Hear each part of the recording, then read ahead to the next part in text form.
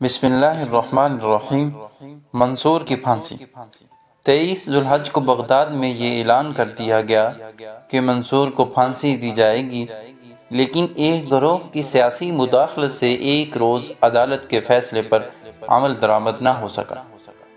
23 ذوالحج کی رات کو پچھلے پہر منصور نے حوالات کے پیچھے سجدے سے سر اٹھایا اور بلند آواز میں کہا، شہادت میرے نصیب میں ہے اور روز آخرت میں فاتحوں کی طرح اٹھوں گا۔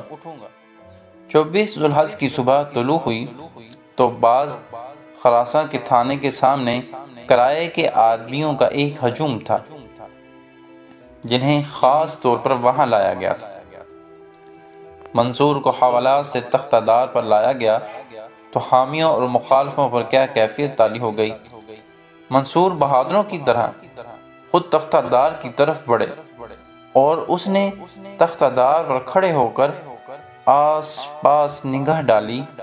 لکھے گئے فیصلے کے مطابق سب سے پہلے اسے کوڑے مارے گئے، اس کے بعد ہاتھ کاٹے گئے۔ منصور نے کہا، تم نے میرے ظاہری ہاتھ کاٹ دیے ہیں، لیکن میرے ہاتھ اب بھی موجود ہیں جو میرے مقصود کو چھو رہے ہیں۔ پھر آپ کے پاؤں کاٹ دیے گئے۔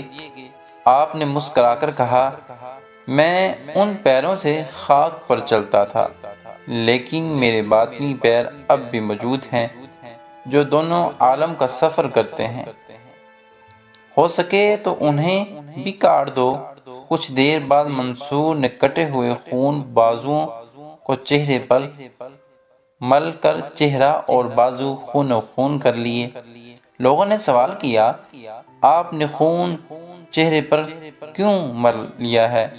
منصور نے جواب دیا، میں جانتا ہوں زیادہ خون بہہ جانے سے میرا رنگ پیلا پڑ گیا ہوگا اور تم سمجھ رہے ہوگے کہ یہ کسی خوف کی وجہ سے ہے، لہٰذا میں نے اپنا چہرہ سرخ کر لیا تاکہ تمہارے سامنے سرخرو رہوں۔ لیکن حقیقت تو صرف اتنی ہے کہ عشق کی نماز صرف خون کے وضو سے ہی ادا ہو سکتی ہے۔ اچانک ایک جلاد آگے بڑھا اور اس نے منصور کی آنکھیں نکال دیں۔ ہجوم چیخ اٹھا۔ جلاد نے زبان کاٹنا چاہی تو منصور نے کہا، ذرا ٹھہرو، مجھے کچھ کہنا ہے۔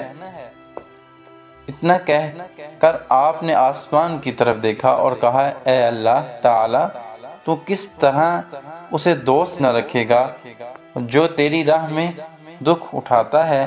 جب آپ کی زبان کاٹی گئی تو شام ہو چکی تھی، سر کاٹنے کا عمل باقی تھا۔ شہر میں ہنگامہ ہو گیا اور خلیفہ کی طرف سے سر کاٹنے کا حکم آنے میں دیر ہو گئی۔ قاصد خلیفہ کا حکم لے کر عجلت میں باب خراساں پہنچا۔ اس کے ساتھ ابن مکرم کے فراہم کردہ زر خرید گواہ تھے اور وہ پکار کر کہہ رہے تھے کہ اس کا قتل کرنا مسلمانوں کے حق میں ہے، اسے قتل کر دو، خون ہماری گردنوں پر ہے۔ جلاد نے زور سے ہاتھ چلایا اور سر کاٹ کر نیچے گرا دیا۔ ہجوم میں بھگدڑ مچ گئی اور منصور کی حرکات خون سے انا الحق کی صدائیں آ رہی تھی۔ شام سے پہلے سر بریدہ جسم کو تفہ دار سے اتار کر تیل میں تر کر کے آگ لگا دی گئی۔ جب جسم خاکستر ہو گیا تو ایک مینار سے راکھ دریائے دجلہ بہا دی گئی۔ تو امید ہے آج کا واقعہ آپ کو پسند آیا ہوگا۔ ایسے واقعات، اسلامی تحریریں، اردو تحریریں، سبق آموز کہانیاں میرے چینل پہ آپ کو سننے کو ملتی رہتی ہیں۔ چینل کو پلیز سبسکرائب کر دیا کریں اور ویڈیو کو ضرور لائک کیا کریں۔ اس سے آپ کا کچھ نہیں جائے گا لیکن میری حوصلہ افزائی ہو جائے گی۔ ایسے واقعات، سبق آموز تحریریں اپنے عزیزوں اور دوستوں کے ساتھ ضرور شیئر کیا کریں۔ اس سے تو آپ کو کچھ نہیں جائے گا لیکن آپ صدقہ جاریہ بن جائیں گے۔ تب تک کے لیے اجازت دیں، نیکسٹ ٹاپک کے ساتھ، ویڈیو کے ساتھ پھر حاضر ہوں گے۔ اپنا بہت سارا خیال رکھیے گا اور مجھے دعا میں یاد رکھیے گا۔ اللہ حافظ۔